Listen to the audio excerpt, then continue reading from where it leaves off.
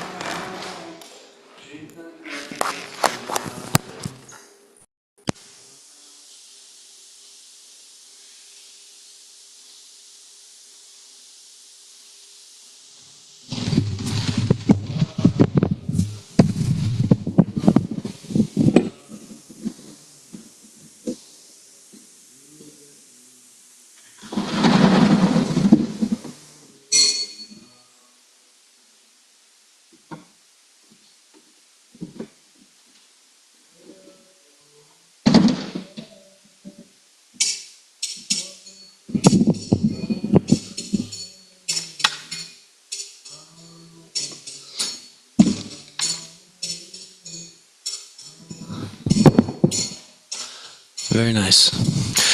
Jaya Radha Madhava Kunja Bihari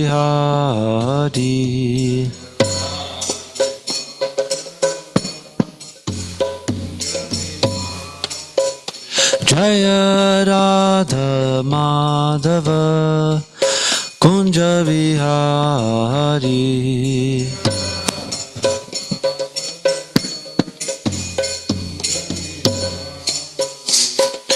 Gopi Jana Vallabha Girivaradhari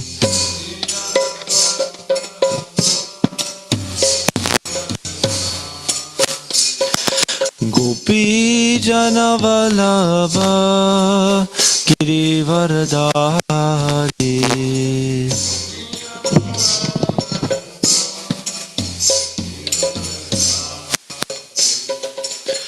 Yashodanandana Brajajana Ranjana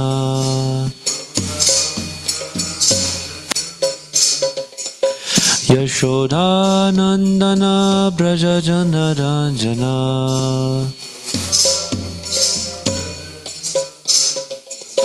Yamunatiravanachari Yamunatiravanachari Jaya Rama Rama Kunja Bihari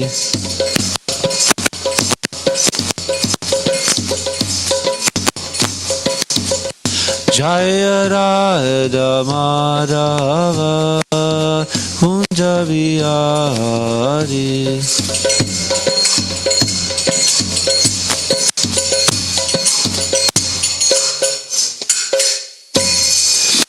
Om Namo Bhagavate Vasudevaya Om Namo Bhagavate Vasudevaya Om Namo Bhagavate Vasudevaya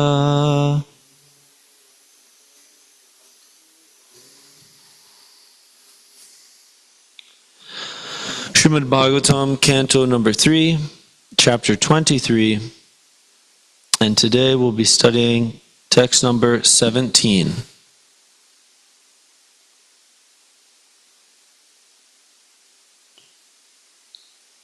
Okay. Would you be able to check if that's working? If it's properly? Tatra tatra vinikshipta nana shilpa upashobhitam mahamarakata stalya jushtam vidruma vidibhihi tatra tatra vinikshipta nana shilpopashobhitam mahamarakata stalya Jushtang vidruma vedibhi Tatra tatra vinikshipta Bhana shilpopashobhitam Mahamarakata stalya Jushtang vidruma vedibhi Tatra tatra vinikshipta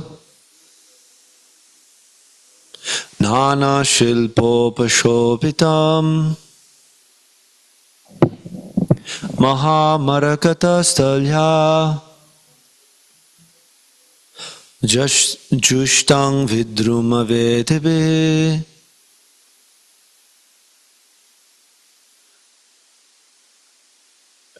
There's a mic right there next to that.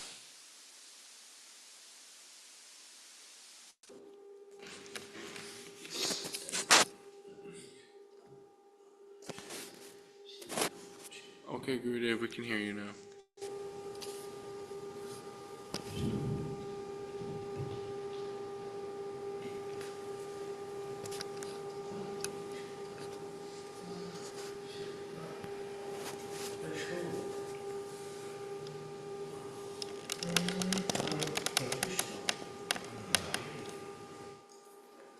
Gurudev?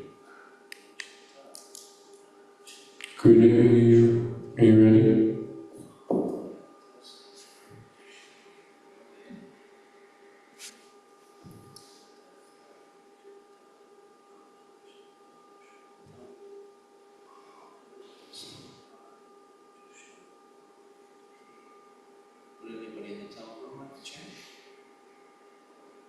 Can you zoom in a little more? Can you zoom into the verse a little more? I can't see from here. You can't see? I can't see. Tatra tatra vinikshita Tatra tatra vinikshita Nana shilpo pashobhitam Nana shilpo pashobhitam Mahamarakatastalya Mahamarakatastalya Jushtam vidruma vedivi Jushtam vidruma vedivi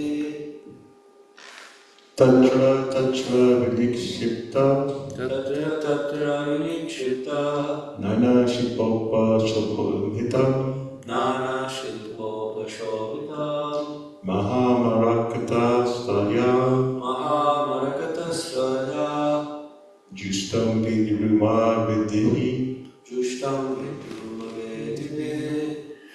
Okay, online participants.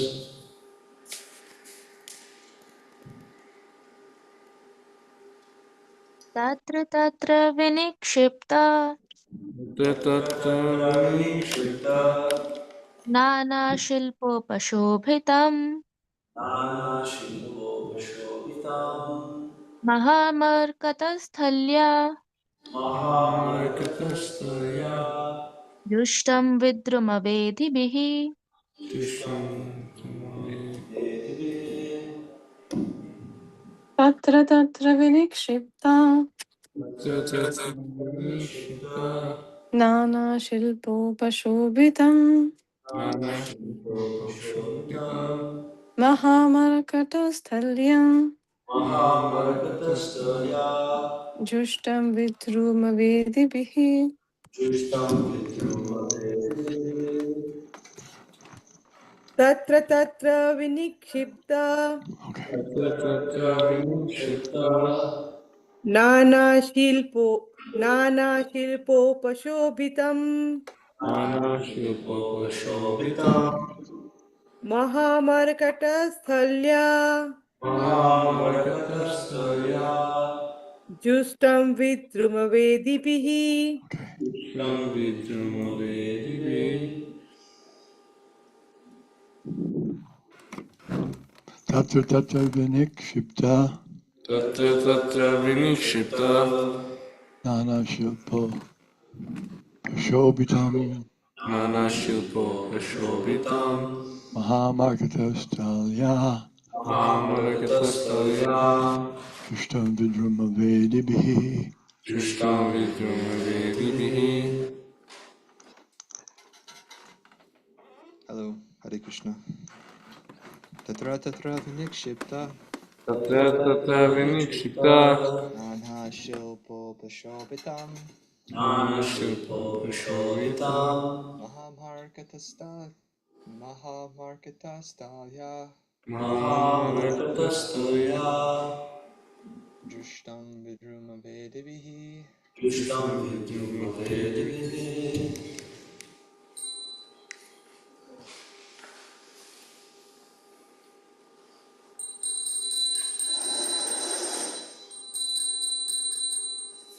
Tatra tatra here and there Vinikshipta placed Nana various Shilpa by artistic engravings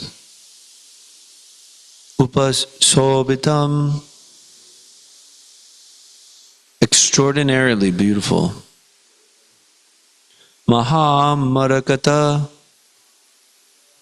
of great emeralds Stalya with a floor Jushtam furnished Vidruma of coral Vedivihi with raised platforms daises. Translation. Its beauty was enhanced by artistic engravings here and there on the walls. The floor was of emerald with coral daises. Purport.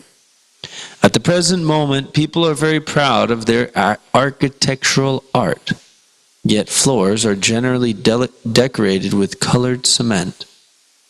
It appears, however, that the castle constructed by the yogic powers of Kardama Muni had floors of emerald with coral dyases.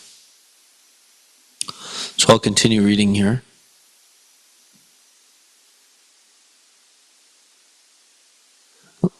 We can do call and response. Dvasu vidruma dehalya bhatam vajra kapatavat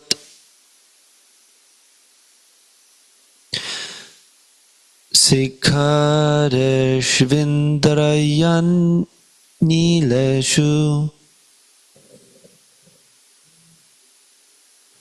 hema kumbhar adhisritam.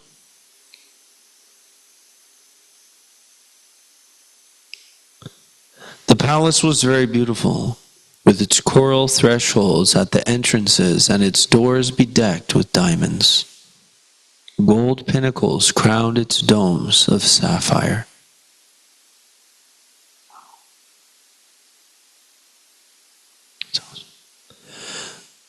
Chakshushamat padmaragaryar vajra bhitishu nirmitai jushtam vichitra vaitarnar mahar har hematoranai.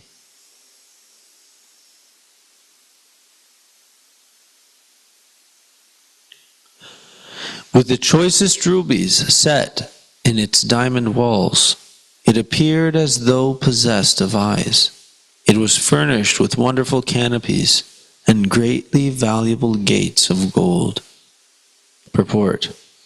Artistic jewelry and decorations giving the appearance of eyes are not imaginary.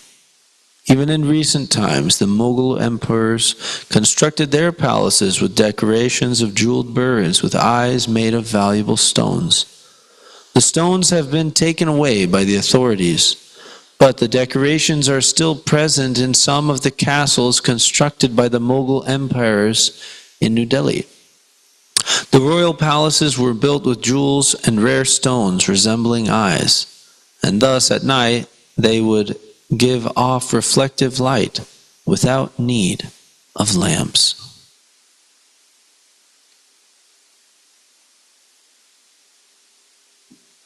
So I'll read some more. Text 20. Hangsa paravata vratais. The voice can chant. Tatra tatra nikujitam kritriman manyamanai swan adhiruyad diruyyacha.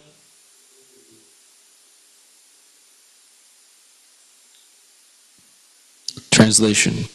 Here and there in that palace were multitudes of live swans and pigeons, as well as artificial swans and pigeons, so lifelike that the real swans rose above them again and again, thinking them live birds like themselves. Thus the palace vibrated with the sounds of these birds. Text 21. Viharasthana vishrama sangvesa prangananjarai yathopajosham rachitar vismapanam ivat manaha.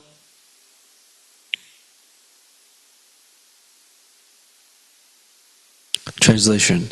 The castle had pleasure grounds, resting chambers, bedrooms, and inner and outer yards, designed with an eye to comfort. All this caused astonishment to the sage himself. Purport. Kardamamuni, being a saintly person, was living in a humble hermitage. But when he saw the palace constructed by his yogic powers, which was full of resting rooms, rooms for sex enjoyment, and inner and outer yards, he himself was astonished. That is the way of a God-gifted person. A devotee like Kardamamuni exhibited such opulence by his yogic power at the request of his wife. But when the opulence was produced, he himself could not understand how such manifestations could be possible. When a yogi's power is exhibited, the yogi himself is sometimes astonished. So here we're hearing about the palace which was created by Kardamamuni on the request of Devahuti. So I'll pull up, see if I can find a picture. ISKCON Art, Kardama.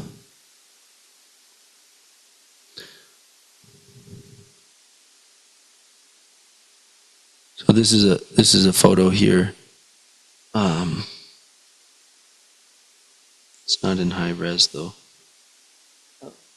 Let's see.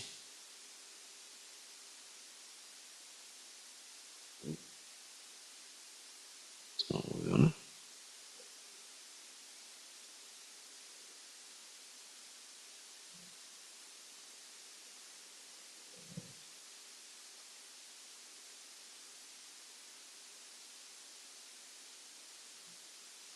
So this is them here, Kardamamuni and Devahuti, and that's the palace above.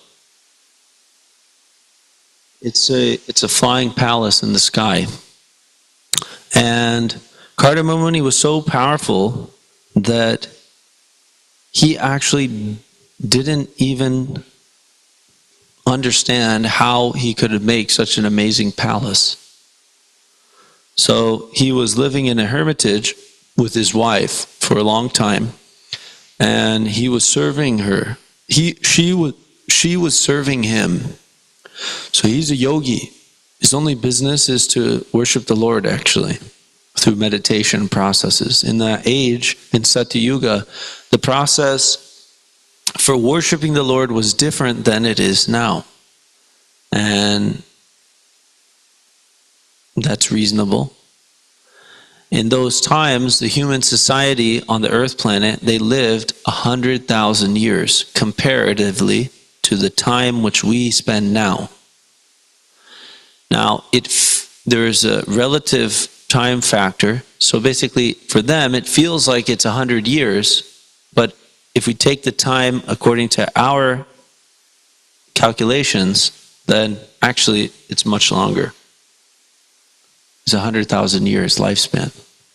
And the residents of the earth were completely filled with virtue. It's called Satya Yuga. And there was no such thing as vice, practically speaking. And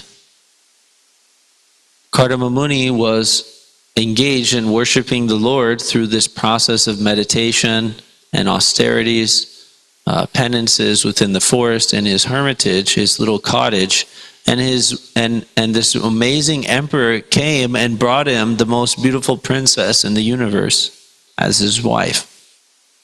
And Swayambhuva, which was the emperor of the universe, was also actually an incarnation of Krishna, a type of incarnation of Krishna.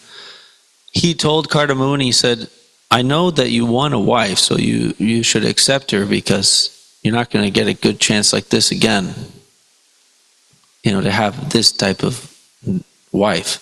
So he said, yes, actually, because she hasn't given her heart to anyone else, right, then I will accept her. But on one condition: as soon as we have children, I'm leaving.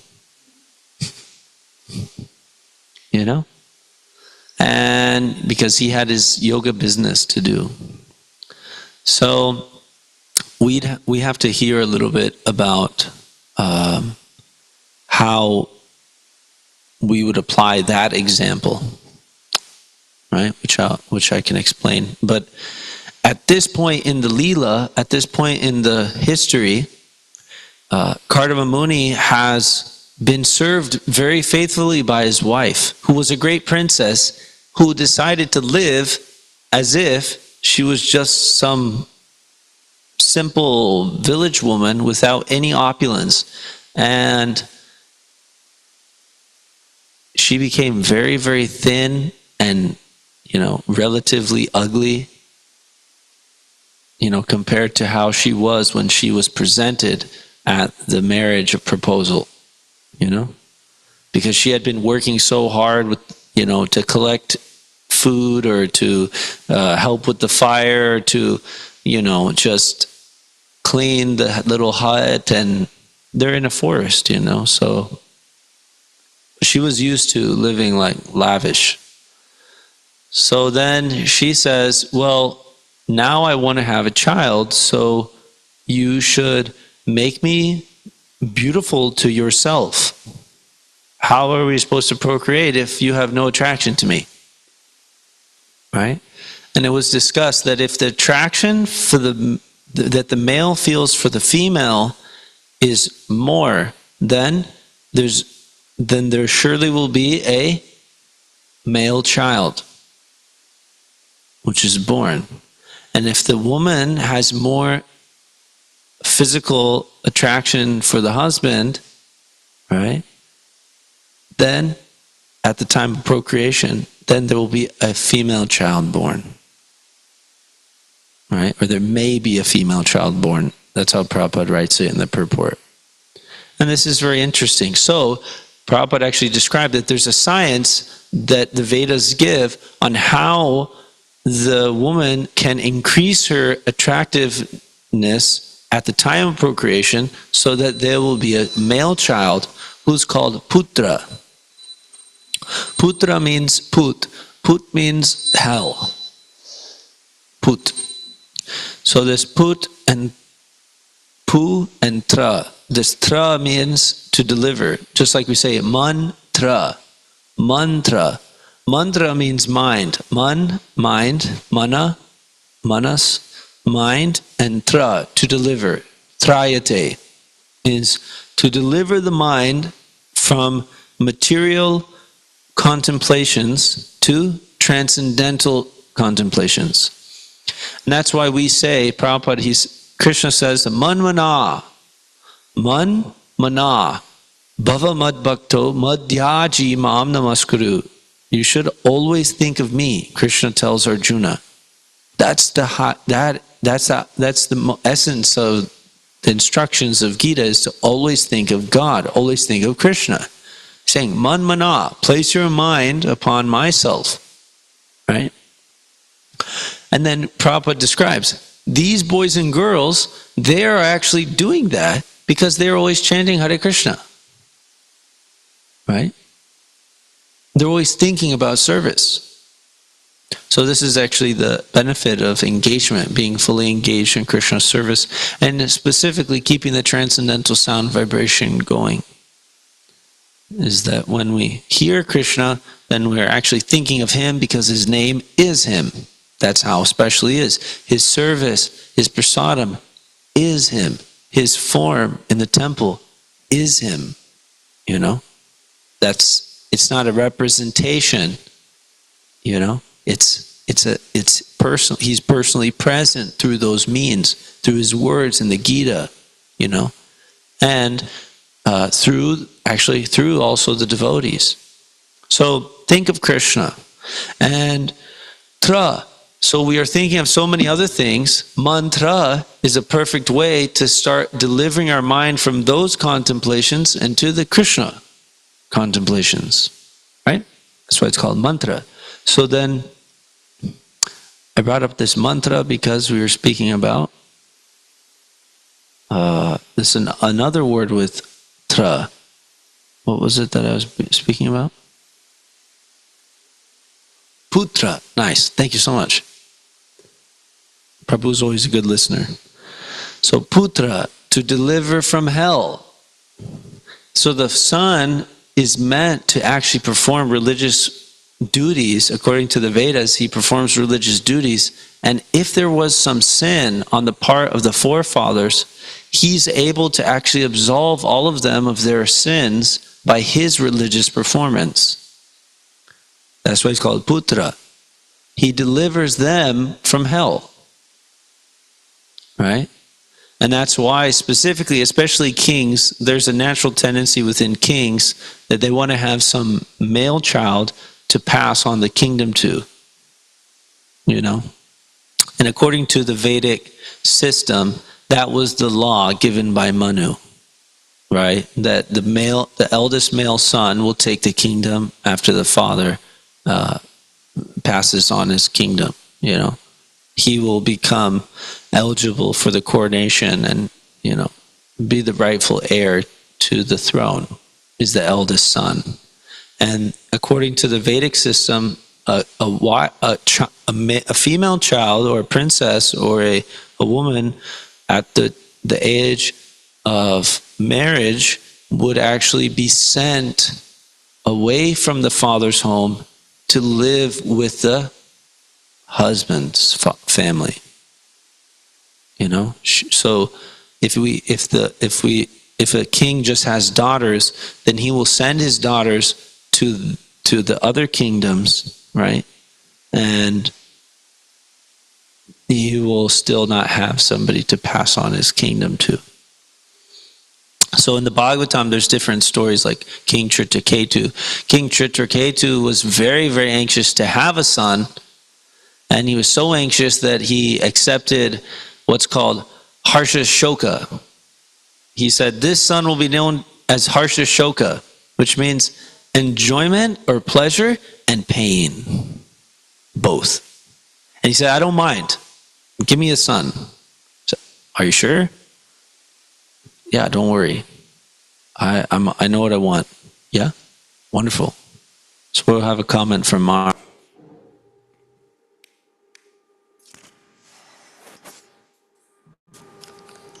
On the topic of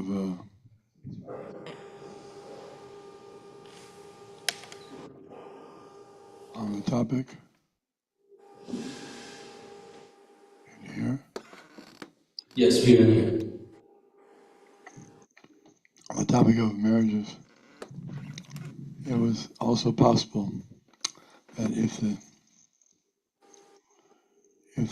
the father,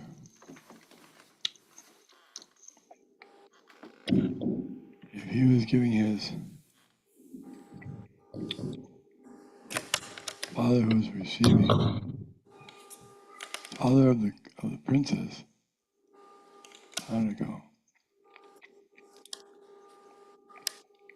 Sometimes they were not able to get, if the father was not able to get, excuse me, male child, got a female child, he might make the arrangement with the others that he would receive the son. If the king wanted his own,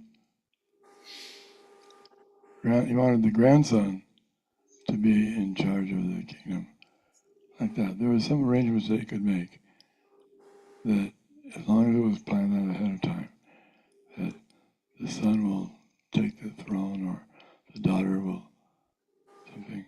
So there's good arrangements they have for making sure that the kingdom goes on nicely.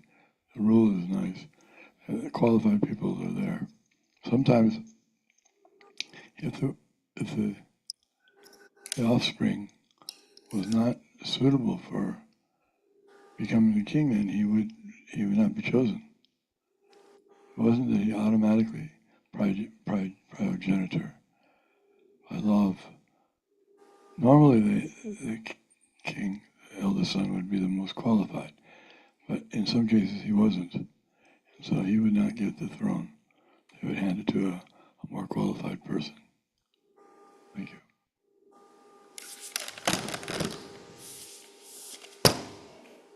Thank you, Maharaj. So this is Maharaj is bringing up this idea. In the Vedas, they even had some safeguards against say a bad son was born first, it's not just automatically he would get the kingdom. There were some qualifications that had to be present. And that's actually an important principle that's being disregarded now, and it gets demonized, or I say vilified in all the modern US education systems, is they vilify what they label as the caste system of India, which is based on birth, right? And they say that these people, they have certain rights, and these people, they don't, because based on some birth. But as Maharaj was describing here, is that these roles in the Vedic society were not based on birth alone, though birth was an important factor, because birth generally informs training. Birth generally informs training. If we're born into an association of persons, then we spend time with them and we become like-minded, you know.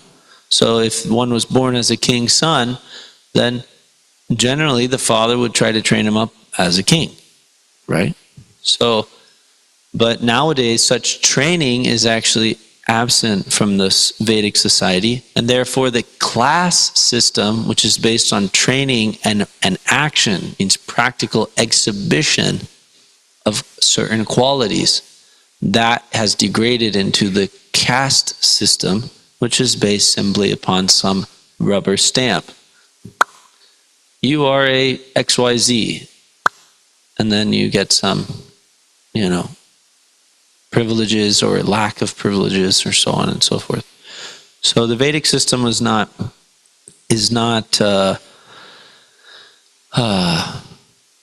short-sighted. It's very robust and very reasonable. So, so Putra, so Devahuti was hoping to have a child, and she understood that it is the proper system to become very beautiful at the time of procreation, so that it increases the opportunity for having a son, right? And or just in general, that's the general concept. So she was very emaciated and ugly, and she asked for two things. She said, "I've served you so much," right? And actually, Kardama Muni noticed how much she had been sacrificing her bodily health and well-being just for his yoga practice. Because when in the Vedic system, the wife actually becomes a very important assistant to the yogi, right? And now he can focus more on his meditation and his practice. If his wife is very humble and submissive, and she's constantly helping him, making sure all the arrangements are made, so he can simply focus on his yoga, on his practice, on his worship of God. Then he says, because you have done this, I will give you all of my spiritual blessings that I have gotten through my yoga. And I will give it all to you. And she says, okay, that's very good. But first thing is, let us actually have a child. As you mentioned, you were going to have a child with me, and after that you can go. So make me beautiful and give me a castle. Rather, give me a place which is suitable for procreation. So then Kardama Muni obliged her, and this is what happened. He makes a palace in the sky, which is so incredibly opulent that there's gardens, and there's inner chambers, and there's huge pillars and amazing domes capped with gold, made of sapphire. Sapphire domes capped with gold, you know, and amazing arches and walkways, and the rooms so amazing, emerald bedecked floors, emerald floors. And Prabhupada, he makes a stab at the modern, the proud, the proud, you know, flag bearers for modern so-called advancement. Yes, we're amazing. We're doing so many wonderful things. And what is it? We have our floors with colored cement. Different varieties of tile, painted cement, epoxy poured flooring, you know? They used to use emerald for the floor. Emerald. And then they collected coral, and the coral, you know, in a room, there's what's called a dais. It's a strange word which is not present in modern English, but it means some sort of a raised area, a platform like this. Yeah, this is a type of a dais, right? Of course, it's quite high, but yeah, the idea is that there'll be some different platforms within the room, and it creates some sort of a hierarchy. Like, you know, Gaura Nitai and Prabhupada, they're always higher than us. They're sitting higher, like that. And you know, one would generally, if you're going to make a presentation, then you'll sit on the dais, you know, or he'll stand upon the dais, which is a little higher than the rest of the audience. That's the idea, you know. It gives some hierarchy to the room physiologically. So they would be made of coral, you know. And there were so many birds inside of this huge city in the sky, this castle in the sky, and there's so many birds playing and making sounds. Just completely enchanting, you know? And there were special bedrooms. It was actually 7 stories, you know? A 7-story castle. So this is what Kardama Muni made on the request of his wife, and he was amazed. And he said, Prabhupada described, this is the way of a God-gifted person, is that when they exhibit their abilities, they're surprised what happens. And actually, we can understand that there's something called a vibhuti. This vibhuti means anything or anyone who's particularly endowed with powers, which are, abnormal powers and opulence. It's called a vibhuti. And actually, these represent Krishna, like the sun and the moon. And, there's different categories, right? So like of purifiers, I am the wind. Have you ever gotten in the wind and you feel the wind blowing and you just feel fresh? You feel purified. Or you put your clothes into the wind and they become fresh. And so that's one, vibhuti. Of the purifiers, the wind is the best of the purifiers, like that. And so on and so forth, amazing things. So, Kardama Muni, he had amazing powers, and when somebody who has amazing powers means they're particularly blessed by God. You can't become,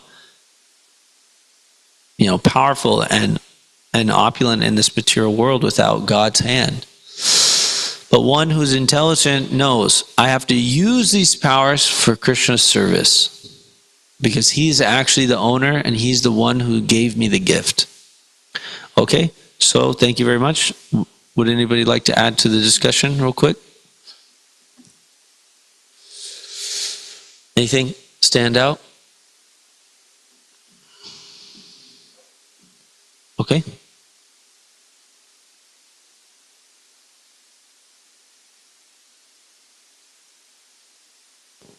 Oh, there we are. Yes. So when like a yogi talks about making a palace in the sky and stuff, now I'm understanding that it's to be taken literal, but like in a material sense, maybe. But I'm also familiar with like mental states and like the astral realm and stuff.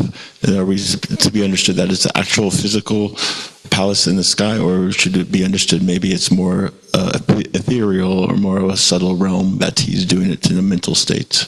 I'm not sure. He's so powerful, he can transform the subtle into gross. So he did that, and he was thinking, wow, I did that.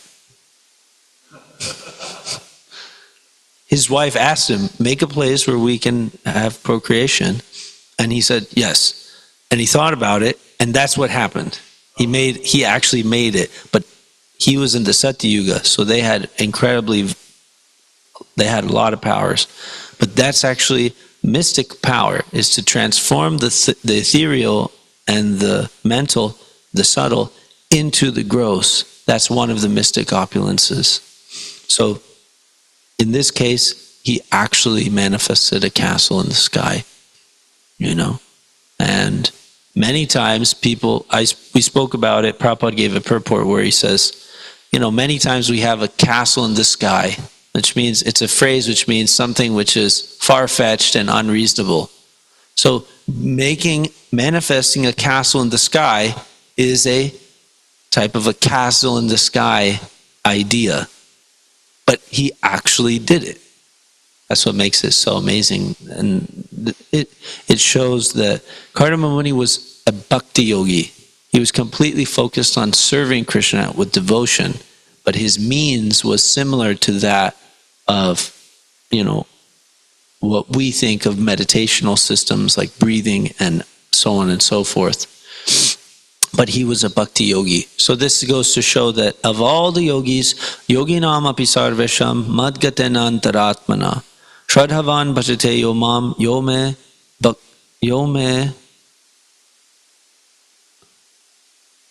mataha. He says, of all the yogis, the best one is the one who is always absorbed in me and devoted to me with great faith and devotion. So, thank you very much. Srimad Bhagavatam ki jai. Srila Prabhupada ki jai. Hare Krishna.